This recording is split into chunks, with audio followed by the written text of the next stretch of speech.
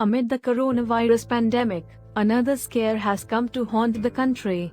This time it is the revisitation of the bird flu. Bird flu has been reported among wild geese in Himachal Pradesh, crows in Rajasthan and Madhya Pradesh, and ducks in Kerala. In Haryana, around 1 lakh poultry birds have died mysteriously in the last few days. A bird flu alert has been sounded in Rajasthan, where over 250 crows were found dead in half a dozen districts.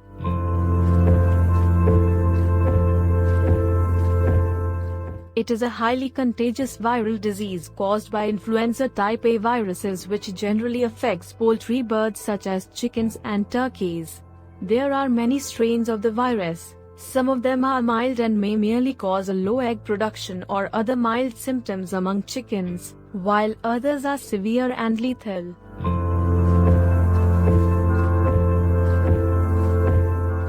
Wild aquatic birds such as ducks and geese are the natural reservoir of influenza viruses and the central players in the ecology of these viruses. Many birds carry the flu without developing sickness, and shed it in their droppings. From water birds, many of whom migrate and travel long distances, the viruses are thus further spread to poultry and terrestrial birds.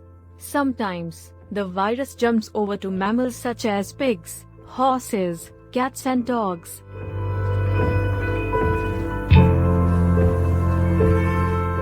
No, it does not. Generally, people coming in close contact with infected alive or dead birds have contracted the H5N1 bird flu, and it does not usually spread from person to person, as per the WHO. There is also no evidence, the WHO says, that the disease can be spread to people through properly prepared and cooked poultry food. The virus is sensitive to heat, and dies in cooking temperatures.